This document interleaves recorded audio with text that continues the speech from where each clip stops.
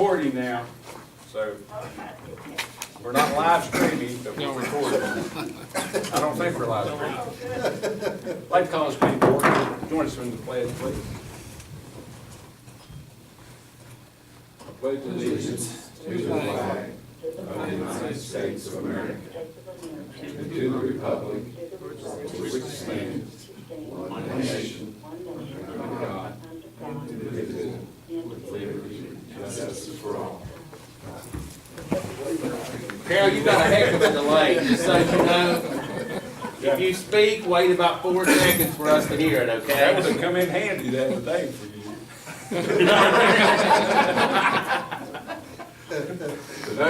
Because I was getting my words mixed up. Yeah, I couldn't concentrate. I was saying that Carol would come in. Okay, we're getting serious now. Approve the minutes of the March 27, 2018 regular meeting. Have a So motion. moved. Mr. Baker. Second. Mr. Wilkerson. All yes? Yes, sir. And there's Carol. Ray? No, sir, there's You've no now one. been delegated the responsibility of watching the public comment sheet. Would you take that conversation? Oh, yeah, say no, sir. No, sir. Okay, good, Cuts good. him up. So you're catching. We don't have any informational reports this evening. Nick doesn't have anybody scheduled for that. So we'll go to the administrative section. Motion for that, please? So moved. Second. Okay, Larry, and then Carol seconded that. Mr. Wilkerson made the motion, Ms. Smith seconded. Mr. McKee. Item A is out-of-state travel, or I'm sorry, out-of-state trip for Guy Valley 8th grade students to Kings Island, May 22nd, 23rd, 2018. Transport by private coach, expenses paid by the group. Item B, school volunteers who on occasion may also serve as bus chaperones for athletic events, academic competitions, or school outings, and have completed volunteer orientation. Item C, a contract with Mountain State Educational Services Cooperative to provide the services of an audiologist to Lincoln County schools during the 2018-2019 school year, according to the terms of the contract. Item D is to accept the low bid from Vanguard Modular Building Systems, LLC, totaling $66,722 for a new Midway modular classroom. And item E is an agreement with Sheila Turley to provide transportation for Guy Valley students from home to Lincoln County, ALC, effective March the 8th, 2018, according to the terms of the agreement. Anybody have any questions or concerns? Or just a note on item C, of course, that's our new ESC, so we'll be seeing a lot more of those types of agreements for our Mountain State ESC reform. Okay, if anybody has anything else, is that an all yes vote? Yes. All? Yes. Okay, for the finance section, could I have a motion? I'll move. Fred? And Rowdy seconds it. Okay. Right? Schedule of invoices totaling $661,689.78. That list is attached. If you got any questions, just let me know. Okay. Somebody have anything in particular, do they? Okay, if not, then, is that an all yes on the finance items? Yes. Yes? Yes, it's an all yes vote. All right, let's go to the personnel section, please. Motion? So moved. Rowdy? Second. Second by Larry. Okay, item A, transfer of professional personnel. First, let me there's a new one up there. We added a bus driver. I think everybody have a copy. We're really challenged right now with bus drivers because some sick, hurt, and everything else. I'll go into that in a minute. But item A, transfer of professional personnel. Item B, transfer of service personnel. Item C, employment of extracurricular personnel. Item D, employment of extracurricular athletic personnel pending FBI, CI, B, clearance and issuance of coaches authorization. And item E, employment of substitute service personnel pending completion of bus operator requirements and issuance of credentials. And rescind the leave of absence of Charlene Fry, bus operator, March 16, 2018 through April 30th, 2018. She come in and applied for medical leave of absence and actually had sick days, which you can't do. But just to talk, the reason I brought the new revised one, I talked to Mr. Priestley earlier yesterday or sometime. We have 2 or 3 bus drivers off sick. We have a couple more that we found out today won't be available to drive tomorrow. So we're really hurting for bus drivers and subs right now. So we have a lot of people that's doing other jobs like our mechanics, and we have a substitute teacher who has all that's filling in one positions, going out after school and getting on the bus and home with children, because he's also a substitute bus driver. So we're really kind of hurting there. So that's the reason we need to do that. And also, I included job postings. This is going out tomorrow. Earlier in the year, we communicated to everyone that we would not post next year's jobs until May 1st because of the hearings and so forth. Since we didn't have to have any hearings, we're going to go ahead and post them now. We sent out a mass email to every employee today, telling them that we had communicated May 1st, but they are being posted April the 4th. So that way it'll give us a little bit more time to fill those positions. And I don't know, in the past, we usually didn't start posting these jobs till May. And last year, and I don't know how far back you guys will let us go this year, but we kind of like to try to get all these positions filled. Sometimes it's good to just bring in a revised personnel agenda, because it makes a difference, especially when you have one meeting, the next week you have another meeting. That way we would know, but we couldn't get it on the agenda the week prior to. So if we could start doing that in May, we'd appreciate that, and help us get some of these positions filled. And also by posting these before other counties do in May, there may be some candidates out there looking for jobs that we may be able to grab a hold of before some other county does. Because we know that several counties around us are making some pretty deep cuts. Right, so, We may luck out. so, once again, special ed's a concern. Mr. Wilkerson and I was talking earlier, math, we got a couple math, those are always hard to fill, but if we get an earlier jump, there's a greater chance we'll get them filled. Well, I agree. Carol, I don't know whether you could hear Bill from there or not, but what he's telling us is they're putting out a vacancy list tomorrow, and it's gonna have the vacancies for the next school year, where normally that wouldn't come out for about another month from now. But since there aren't any hearings on the personnel, so everybody that was subject to some change, those will all occur. So it's gonna allow them to go ahead and do that sooner. So that's what he was explaining to us. But I agree with you, Bill, on the ripple effect of, a person bids on one job, creates a vacancy somewhere else, and so that give you another month to try to resolve all that. So certainly understand that. Okay. Anybody have anything? That makes it a lot nicer. Yeah. So if anybody's asking about next year's jobs, what we may have, there will be available effective tomorrow, or, where they can be seen. And, anybody that's graduating, looking for a job, tell them to get a hold of Mr. Lamble. Maybe help them out. We've also established, and we'll let the principals know first next week, that drop dead date, what was it, July 31st, the July last 31st board meeting. would be the last date that a teacher would be able to get out of their contract. July 31st. July 31st, and we'll communicate that widely. We'll get that out on our school system website as well. That also establishes the dreaded 20-day rule date, where employees within the county, once hired within that 20-day time frame of that first instructional day beginning, can't move. Well, they can with special permission of the superintendent, but I have to run that up the ladder to the state board. So those two dates will coincide with one another, and we'll make sure that everyone's aware. Also, this is 20 instructional or work days before. It's both. You've got two things that we deal with every year at the beginning of the school year. One is the employees that want to get out of their contract to go to another county within the state. And the other issue is employees that hired within that 20-day window of the first day of school for students can't move. But this, they're the same. Right. Okay. So, The last couple of years, they were different, and caused us problems. And we called homes last year when that happened, said we're gonna set it the same day. And that way, because we was letting people out of their contract to leave the county, we wasn't letting people out, go to another classroom in the county. So we thought, well, we better take good care of our own employees before we do what we do. That's logical to me. Okay, anybody have any questions about that, personnel related issues other than that?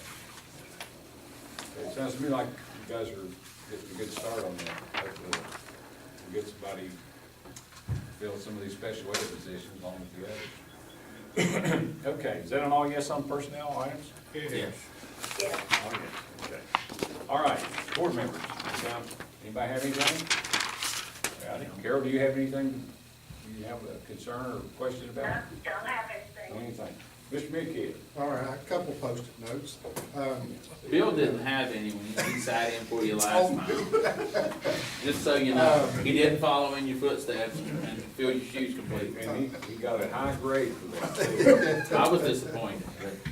May the 15th, if the board, if you're available, at 5 o'clock that day, that's the day of our second meeting in May, for our final student celebration for the year.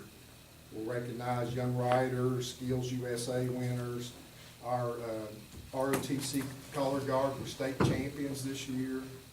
We'd like to recognize those students and the instructor, as well as our robotics program has been very successful again this past year. And there may be some others I'm leaving out, but May the 15th at 5 p.m., we'd set up down in the large conference room, because typically that's a big group that comes there.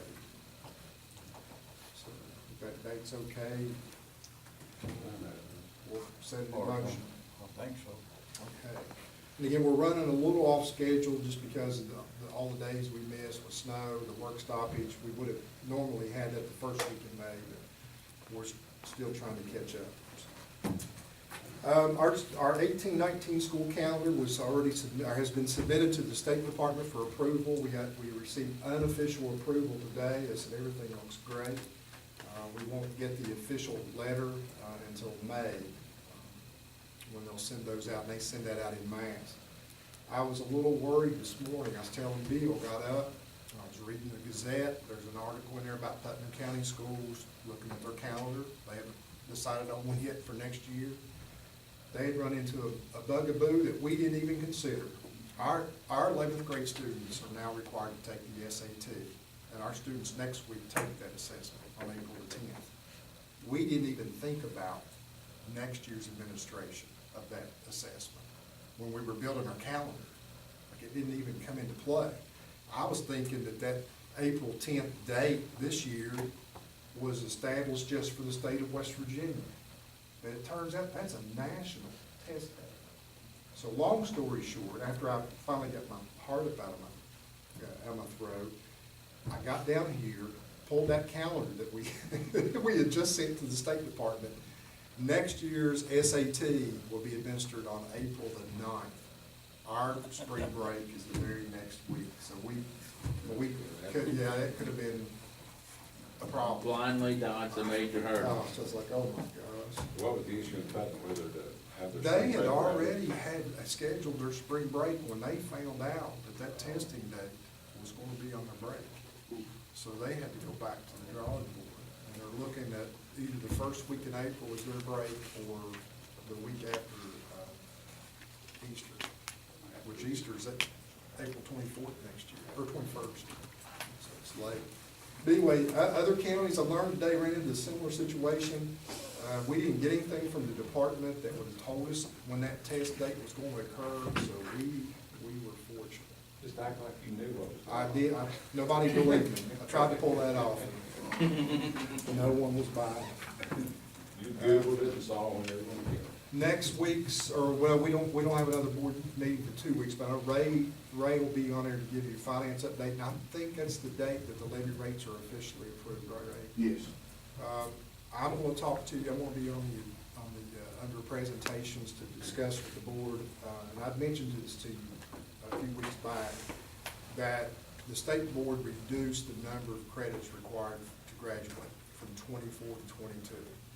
And local boards, that's that local decision making, can either leave it at 24 if we want to leave it there, or we can follow policy 2510 and reduce it to 22.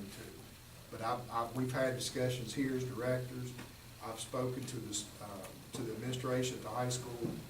I have not spoken to the counselors over there, but I'm just trying to look at the pluses and minuses of either direction and what that would mean. So I'll have some materials for you, food for thought, I guess. We don't need to do anything any earlier than July 1st. How many periods do they have at high school day? It's an 8-period day currently. Mr. Snyder's looking at a 9-period day for next year. And we had some discussion about that today. And actually, we're going to sit down with you. Well, when you say 8 or 9, does that, one of those exclude or include lunchtime? How many? Yeah, I guess lunch what is in there. Yeah. I guess my question is, how many periods could a person acquire credit? 8. There would be a possibility they could get 8 credits a year. So theoretically, I could get 32 credits? Right. Okay. Well, could you graduate in 3 years? No, our policy doesn't allow for that to happen. And it's also now a requirement. State board realized that might create that situation where there would be students that would want or be able to graduate early, but now they've made it a requirement. You have to have a math class your senior year, you have to have language arts. So, you've got those 4 credits required in math, art, language arts, science, and I think social. they changed it if you were going to college. You graduate in 3 years if you're going to college. So, right, but that didn't happen. Okay. They didn't make So that you policy. could- So just a little precursor to Yeah. what's coming, so I'll have everything together for you to look at and consider. Now, with this, I read something recently about health and wellness and how that's, I don't know if that's at the high school level or the middle school level, where there's been some changes in that area, like in policy 2510. I'll have those revisions, they're on it's a 1-page handout. I think there was 6 major revisions, and health and wellness was an area that, and PE, they've made some big changes. Well, that's what I'm getting at. It sounded as if PE was going to lessen the requirement for phys ed. Well, what they've done is that you don't have to have a PE class to get a PE credit. You can pick up a PE credit through marching band, show choir. And all those things make sense when they. Yeah, if you play football and you play for the entire season, or basketball for the entire season, you can get an embedded credit you can receive. But there's an online piece that goes along with that. We always hear is how people are out of shape and they're obese and this, that, and the other. Once you get out of school, the odds are even greater that you aren't going to do a lot of those things. And rather than having PE every year, which I think you ought to have from when you start till when you graduate every year, they're going in the opposite direction. It makes no sense to me. But a lot of things don't make sense. That was one of the major revisions. That and then going back to a 10-point grading scale, all grades. That was in place in grade for pre-K through 8th grade for the past, I don't know how many years. But now they've also made that a policy change for high school students. So it's a 90 to 100's an A. Where's the local control in there? It's only where they want to give, Oh, right? okay. So this local control came with the calendar and the options that we've discussed many times, and with the decision about the number of credits required to graduate. Those were the 2 reasons. So all these proposed changes are things, the things we consider, and I know this isn't the right time to talk about it, but you're gonna give a presentation on it in 2 weeks, so you might want some forewarning. It just seems to me like they are relaxing the educational requirements without saying it. You're gonna learn more by doing less. You don't need PE when we have the worst health in the state, in the country. But we're gonna call it giving you PE. You can do this and this, and you don't need 24 credits. You could get 32 credits while you're in high school, but we don't want you to work hard. We don't even want you to work hard for 3-4 years. Less than 3-4 years work hard, you can graduate. So, anyway, there's your forewarning. Yeah. You kinda know my position on this already, don't you? I'll share the I mean- information and. Well, that's what that's the reason I want to know how many periods, what does a person do in these other? And it's not just at that level. It seems to be, with all the issues we've dealt with in the last couple of months, Just water. and everything people else. just don't, they wanna look at a way to get the kids out of school, keep them out of class, and say that we've given them an education. Yeah. Decrease the number of instructional Yep. days, or maybe ways. Give you ways to Evading it. credit an Part of instructional what's day. driving this too, the federal requirements now through ESSA, this Every Student Succeeds Act that just recently was passed and signed into law. There's now a requirement that you have to have 95% graduation rate by 2020. That's the minimum. So what's happening, we're dropping our Or, I'm standards so we sorry, can not- graduate more Not people. 90, not 95, 90. 90% graduation rate by 2020, 95% by 2030. I've just never in my life, in my 49 years, seen a situation where taking the pressure off people to perform well makes them perform better. I've just never seen that.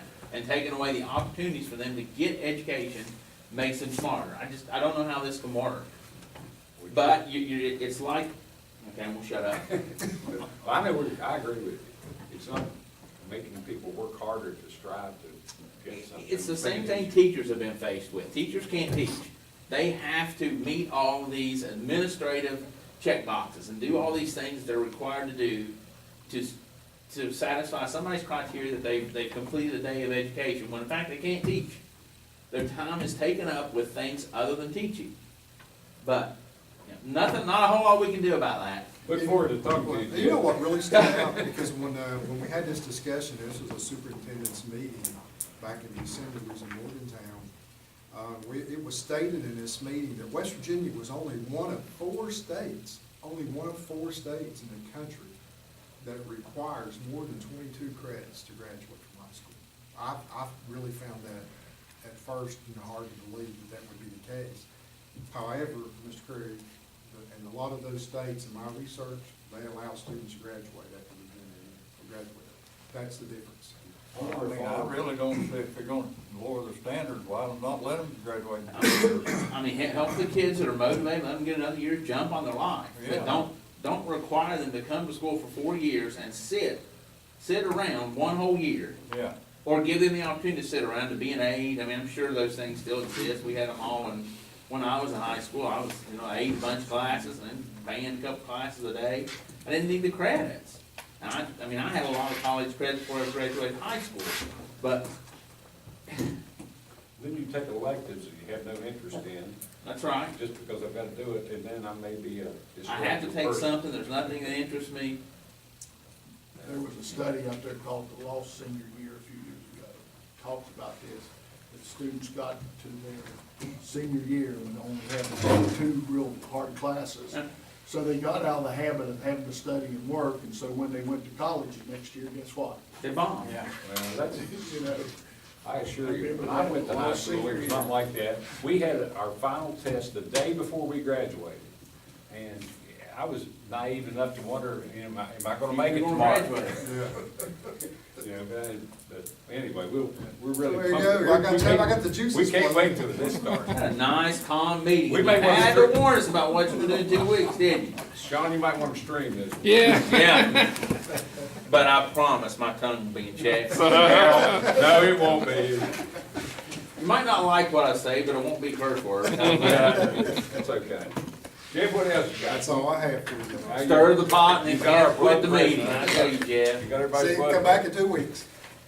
Just keep us interested. Yeah, we can do a little research in between now and then. Okay. Carol, you still there? I'm still here. Okay, I just wanted to make sure. Rowdy's getting rowdy over here. How we got his name. Rowdy, rowdy. Okay, is that all, Jeff? That's all I have. Okay. If we don't have anything else, let's adjourn for 2 weeks until April the 17th, 2018, at 6 o'clock here at the county office. Motion? Carol made the motion, seconded by Yeah, thank you. Fred. All yes? yeah. Yeah. All yes. Bye, Carol. Be safe.